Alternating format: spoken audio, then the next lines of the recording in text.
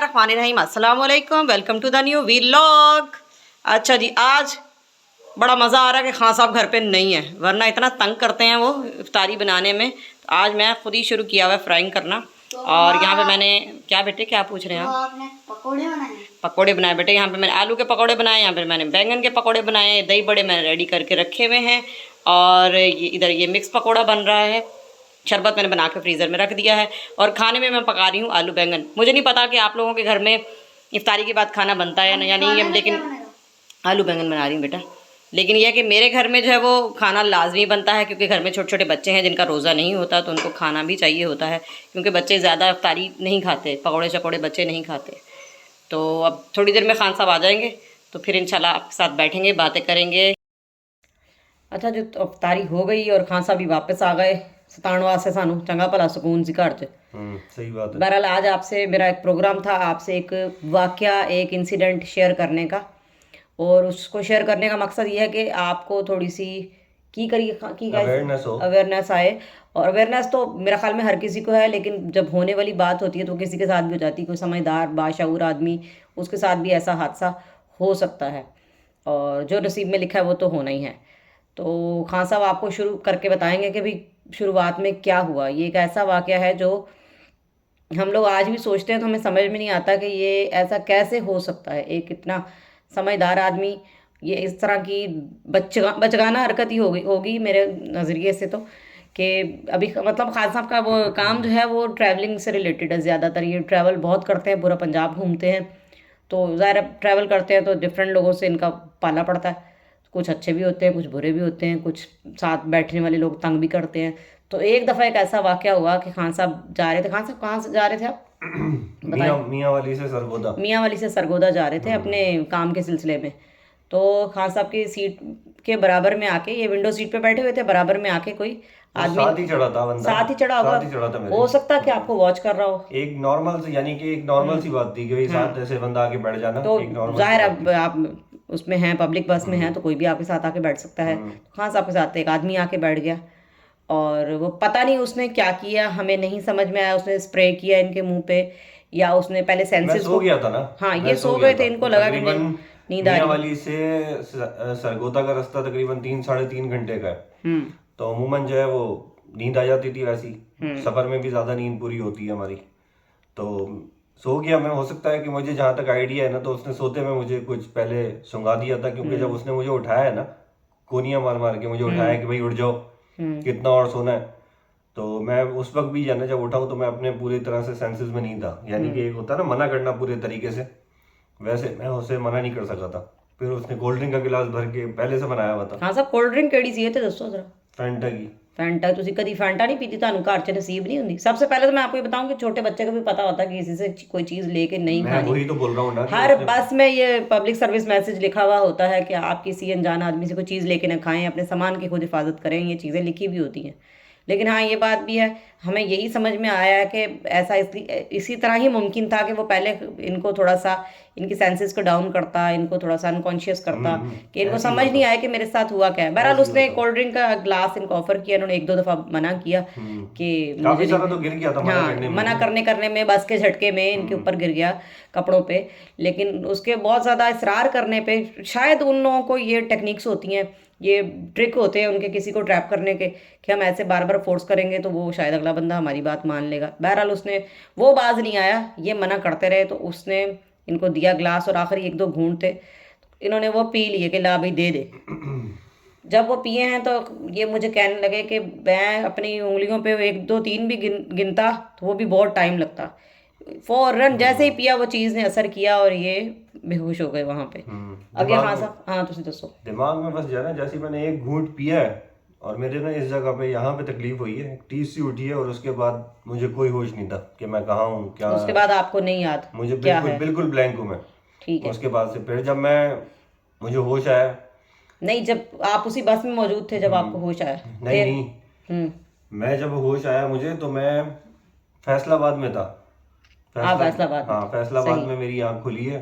और आप बकौल आपके कि आपके पाँव पे चोट भी लगी? हाँ, कजन के घर पे मेरी आंख खुली है। और मैं, यानी कि जब होश भी आ गए थे, लेकिन फिर भी जो है वो सेंसेस मेरे पूरी तरह से नहीं थे। वो ज़ाहिर है चीज़ को जब वो उसका जो भी उसने आपको हाँ पिलाई चीज़ नशावर जो भी थी, हाँ तो वो उसका नशा उतरने में 1-2 दिन तो लगते। हाँ तो वो बाद में जो है वो फिर काफ़ी जगहों से और भी सुनने को मिली थी ये चीज़ें। तो जो चीज़ उन्होंने जो है ना, जो लोगों ने बताई, हम्म वो उन्होंने ये बताई कि भाई अगर अगर पूरा गिलास आपने पी लिया होता तो ऑन द स्पॉट जो है वो आपकी डेथ हो जाती। ये अल्लाह की करनी ऐसी थी कि जिंदगी थी, इस वजह से जो है वो पूरा गिलास वो नहीं पिया हाँ साहब, मैंने। जब आपकी आंख खुली जैसे पता होता है भाई मेरे पास कुछ सामान था या क्या था, तो क्या क्या चीज़ आपकी चली गई वो भी हमारे व्यूवर्स से आप मुझे शेयर करें। मुझे उस जब मैं बता रहा हूँ ना कि जब मुझे होश आया है ना, तब भी मैं अपने पूरे सेंसेस में नहीं था कि नहीं मेरी थे। क्या चीज़ें कहाँ है कहाँ आपको नहीं है। धीरे धीरे याद आया मेरे पास आहिस्ता ये भी आहिस्ता था, हाँ। मेरे पास सबसे पहले तो खान साहब के पास इनका टूर का बैग था, जिसमें इनके डॉक्यूमेंट्स भी होते हैं, इनके पास जो जो सामान होता है हाँ एक बैग में।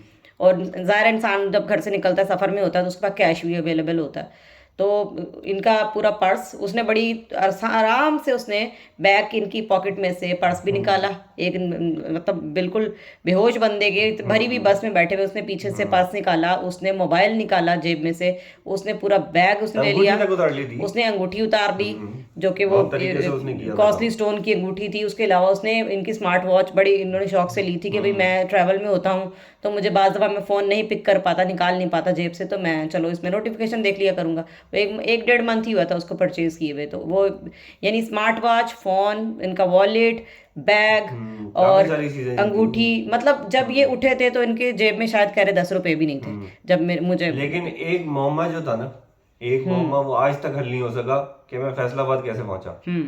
मियाँ वाली से सरगोदा और फिर सरगोदा से फैसलाबाद, वो ये बस मेरे चेंज करनी थी। बस चेंज करनी थी। बस कैसे चेंज की, रिक्शा कैसे चेंज किया, इनको आए तक कुछ वो याद नहीं। पैसे किसने दिए, हाँ, पूछने की बात ही है। ट्रैवलिंग के सारे पैसे, क्योंकि पैसे जेब किसने तो दिए? बिल्कुल खाली थी जेब इनकी। तो मैं लुट चुका था उस वक्त तो। तो यहाँ पे थोड़ी सी हमारी अकल दंग रह जाती है कि शायद अल्लाह ताला का हाथ होता है या हमारे साथ हमारे बड़ों की दुआएं होती हैं। हाँ और ज़ाहिर है छोटे छोटे बच्चे हैं हमारे, 3 बच्चे हैं, और शायद अल्लाह ताला ने कि कहीं ना कहीं से कोई हाथ का दिया काम आ गया, कोई सदका खैरात काम आ गया, नहीं पता हमें। बस अल्लाह ताला ने करम करना था, जिंदगी रखनी थी। चीज़ों का कोई मसला नहीं है, चीज़ें बनती हैं, कोई बात नहीं है। वो उससे पूछा था ना मैंने, हाँ। कजन से जिसके घर में मैं था ना, उससे मैंने पूछा उससे कि भाई मैं कैसे आया यहाँ पे, कौन लेके आया था मुझे। तो उसने बोला कि भाई रिक्शे वाला था कोई, और उसने जो है वो उससे पूछा कि भाई इस कंडीशन के अंदर, वो उसने आगे उसको बोला है कजन को सही मेरे सही। कि भाई की तबीयत बहुत ज्यादा खराब है, इसको हॉस्पिटल ले जाओ। तो वो सही। मैंने उससे पूछा कि उसने पूछा कि भाई ये कहाँ से, इस हालत में कहाँ से लेके आया उसे। तो उसने बोला कि भाई ये लारी अड्डे पे भाई खड़ा हुआ था और बोल रहा था कि जी मेरे 20 बच्चे गुम हो गए, तो मुझे जो है ना वो इस जगह जाना है, यानी कि एड्रेस दे दिया था मैंने घर का। यानी कुछ ना कुछ कहीं ना। हाँ बस हाँ सब बात वही आ मुझे गई, असल अल्लाह में ताला ने रखना था हाँ बस। मुझे असल में ये भी याद नहीं है ना कि कजन मुझे हॉस्पिटल लेके गया, वहां मुझे ड्रिप लगी और मुझे वॉमिटिंग करवाई मीटिंग गई, करवाई गई, हाँ। ठीक है ना। और ये सब चीजें मुझे जब मैं होश में आया हूँ तो उस वक्त मुझे कजन ने बताया कि भाई ऐसे ऐसे जो है वो उठा के तुझे एम्बुलेंस में लेके गए हॉस्पिटल। खैर ये तो आप वहाँ की बात बता रहे हैं ना जो यहाँ पे गुजरी। इनको तो खैर खान साहब को तो कज़न हमारे ने, अल्लाह ताला उसका भला करे कि वो टाइमली ले गया, वरना ज़ाहिर है अमूमन ऐसी चीज़ों पे अगर आप डिले करते हैं तो वो जिस्म में फैल जाती है चीज़ जो भी होती है, ज़ाहिर है जहरीली होती है। तो उन कज़न ने इनको पहले, आपको मेरे ख्याल में 1122 वालों ने, रेस्क्यू वालों ने थोड़ा बहुत एग्जामिन किया घर पे। उसके बाद इनको जो है हॉस्पिटल ले जाया गया। वहाँ पे उन्होंने कहा कि स्टमक वॉश करने की नहीं है, ज़रूरत नहीं है, हम वॉमिट करवा के उससे साफ़ कर देंगे मैदा। तो बहरहाल इनको वॉमिट करवाई या क्या हुआ, उसी दौरान जब मेरा कज़न इनको लेके हॉस्पिटल में था उसकी कॉल आई मेरे ससुर के पास। तो जैसे ही उन्होंने कहा कि भाई हारिस को ऐसे किसी ने कुछ पिला दिया है तो वो हॉस्पिटल में है, तो उनके तो हाथ पांव फूल गए। वो मुझे आवाज़ें देने लगे कि भाई ये तुम बात करो, मुझे नहीं समझ में आ रहा है क्या कह रहा है। जब मैंने बात की, थोड़ा सा मैंने मजबूत होकर बात की, ठीक है मुझे समझ में आई बात कि हो जाता है ऐसा इंसिडेंट, किसी के साथ भी हो सकता है जब आप ट्रैवल में उसने होते बता हैं दिया था ना तो कि अल्लाह वाले everything is- होते हैं। हाँ हाँ, लेकिन उसने ये कह दिया कि मैं बात नहीं करवा सकता अभी, लेकिन ये ठीक है। खैर जब बच्चों को पता चला, बच्चे जोर जोर से रोने लगे। मेरे सास ससुर दोनों जो है वो बहुत ज़्यादा परेशान हो गए, सास बहुत परेशान हो गई, वो अब्बा रो रोने रहे लगी, थे, सभी रो रहे थे ज़ाहिर है। अब्बा लेकिन रोने उस शुरू वक्त हो मैंने गए। थोड़ा सा अपने आप को कंट्रोल रखा, बच्चों को समझाया ये पापा ठीक है बिल्कुल, और अपने सास ससुर को भी हौसला दिया। लेकिन साइड पे जब मेरी अम्मी की कॉल आई, जब मेरी बस हो गई थी, तो मैं भी बहुत रोई कि अल्लाह ताला ने बस करम शायद करना था कर दिया, लेकिन जो तकलीफ से वो गुजरे होंगे मैं वो सोच के रो रही थी कि भाई किसी का तो कुछ कोई बात नहीं चीज़ों की, जो लेके गया उस 4 दिन से ज़्यादा उसकी वो चीज़ें चलनी नहीं है, कपड़े जूते लेके वो क्या करता, चलो चंद पैसे भी, मोबाइल भी, उसकी कितना कोई ज़िंदगी तो नहीं चल जानी थी। लेकिन जो तकलीफ, जो अजियत उसने एक आदमी को दी कि उसको बेयारो मददगार और मरता हुआ छोड़ के आप किसी को भी चले जाते हैं, इतना बड़ा दिल लोग कहाँ से लाते हैं, मुझे तो ये समझ में नहीं आता। जब मुझे होश आया ना, तो मैंने जब यानी कि मेरी नज़र पड़ी, ऐसे ऐसे सेंसेस मेरे आने लगे जब, तो उस वक्त जब मैंने अपनी टांगों पे देखा ना, तो मेरे टांगों पे अच्छे खासे जख्म थे, यानी कि इतने बड़े बड़े जो है ना पैचेस बने हुए थे मेरे जख्म के, यानी कि जैसे उठा के गिरते पड़ते, हाँ। जबरदस्ती बस में चढ़ाते हुए जो ठोकर लगती है लोहे की, वो लगी हुई थी, शायद वही होंगी, जाहिर सी बात है टांगों पे। उठाने चढ़ाने में जिसने भी यानी कि मुझे चढ़ाया है, कैसे चढ़ा मुझे समझ से बाहर है बिल्कुल। तो ये तो उस वक्त जो हादसा होना था, चीज़ें जानी थी चली गई, लेकिन उसके आफ्टर इफेक्ट्स इतने थे। बहरहाल ये जब आए वहाँ से टूर से वापस आए, तो हमने इनको डॉक्टर के पास लेके गए कि किसी टेस्ट की ज़रूरत तो नहीं है, लेकिन डॉक्टर ने कहा नहीं, सब ओके है, सेट है, वो वक्ती होती हैं चीज़ें, जो भी होती हैं उसके वो कोई आफ्टर इफेक्ट्स नहीं होते। फिजिकली तो कोई आफ्टर इफेक्ट्स नहीं थे, लेकिन जो चीज़ें लॉस जो हुआ उसके जो हैं वो इफेक्ट्स ऐसे थे कि एनआईसी ने आप बनाओ, उसके लिए आप लाइनों में लगे धक्के खाएं, आपका ड्राइविंग लाइसेंस है उसके लिए आप धक्के खाएं, आप एटीएम हो गया, एटीएम पहले ब्लॉक करवाएं, फिर आप इशू करवाएं, रिन्यू करवाएं। उसके अलावा सबसे मेन चीज़ जो आपका मोबाइल है, जो सफ़र में एक आदमी के लिए बहुत ज़रूरी चीज़ होती है, उसको सबसे पहले तो खान साहब ने वो ख़रीदा, अपनी सिम खरीदी। यानी ये उसके आफ्टर इफेक्ट्स हमें काफ़ी अरसे तक भुगतने पड़े इस लॉस के। बहुत ज़्यादा। और मेरा नहीं ख्याल खान साहब आपके पास कोई कपड़ा बचा होगा, क्योंकि उस टूर पे मैंने आपको मैक्सिमम कपड़े जो है वो दे दिए थे, ऐसे ही तो धीरे धीरे फिर हमने कपड़े भी पूरा खरीदे, बैग ही ले गया था वो, पूरा बैग ही ले गया था।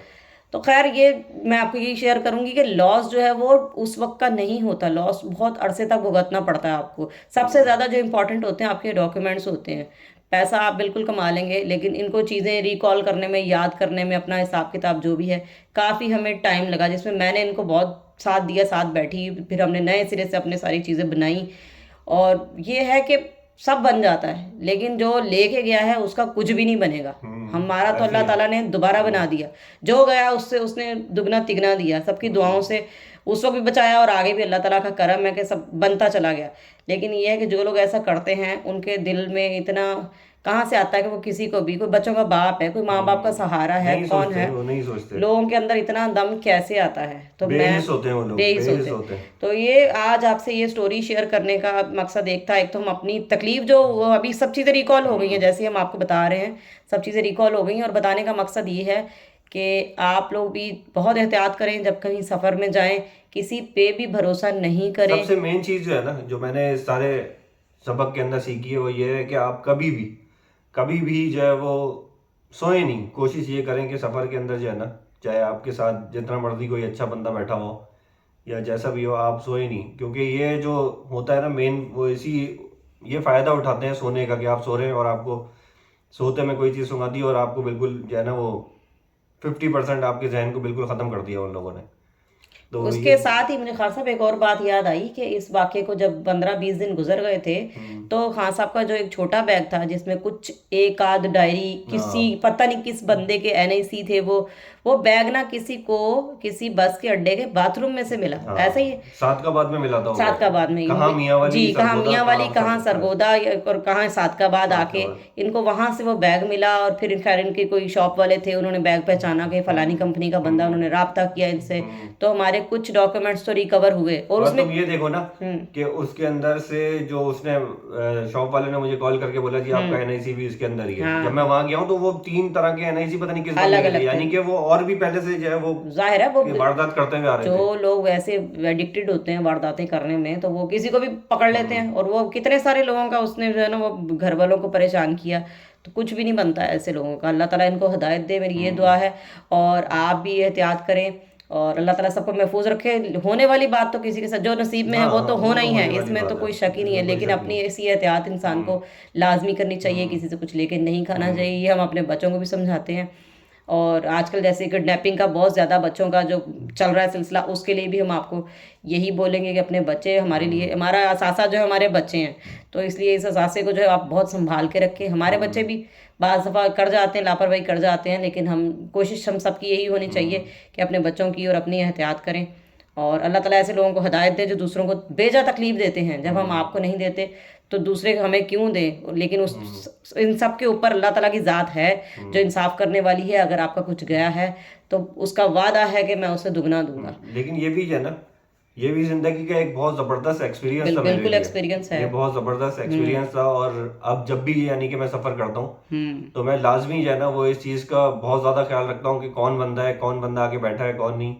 तो ये बड़ा यानी कि उस चीज ने है ना मुझे बहुत कुछ सबक सिखाया। बहुत सारी चीजों को जो है वो पहले मैं नहीं देखता था, जो यानी कि नोटिस नहीं करता था, ये कह लें जो चीजों को, अब मैं उन चीजों को भी नोटिस करते हुए चलता हूँ। तो ये भी जिंदगी का एक सबक होता है जो जिंदगी आपको सिखाती है, और ये होना चाहिए, क्योंकि जो मेरे कंपनी के ओनर हैं उन्होंने भी यही मुझे बोला था कि ये जिंदगी का आपको सबक जो है ना, ये जिंदगी ने सबक सिखाया आपको, इससे आप बहुत कुछ सीखेंगे। इसको जो है ना वो आप इस तरह से लें, आप टेंशन फ्री हो जाएं बिल्कुल। उन्होंने भी, मेरी कंपनी वालों ने भी बहुत जो है वो मेरा साथ दिया था इस मामले में। ठीक है जी, ये थी हमारी एक वाकया जो हम आपको बताना चाहते थे। और आज थोड़ी बातें सीरियस हो गई, विच हासा मजाक खान साहब कोई नहीं हुआ है। और आइंदा खान साहब किसी को फांटा दी बोतल लैके नहीं पीनी, पेप्सी भाई पुप्सी होए तो पी लेनी। मेरा बहुत मजाक उड़ाया था दुकान वालों ने। हाँ, तो बहुत मजाक मेरा वाली मजाक बात ही है उड़ाया कि था। छोटा बच्चा भी नहीं पिए किसी से कोई चीज, लेकिन हम बच्चों और को मना करते मजे की बात ये थी कि मैं कोल्ड ड्रिंक पीता ही नहीं हूँ ज्यादा। मसला ये है, तो वो दुकान वाले मुझसे यही बोल रहे थे कि हमारे पास तो कभी नहीं पीती तू। हाँ, पंजाबी में कोल्ड ड्रिंक आप हाँ, खाना नहीं खाते वही ना। सफर में, सारा सारा दिन खाना तो नहीं वो खाते। सारे दुकान वाले जितने भी थे मेरे हाँ। दोस्त, उन्होंने सबने ही बोला कि भाई हमें भी मौका दे कभी कोल्ड ड्रिंक पिलाने का। हाँ, तो तो बहुत ये है मजाक उड़ा मेरा।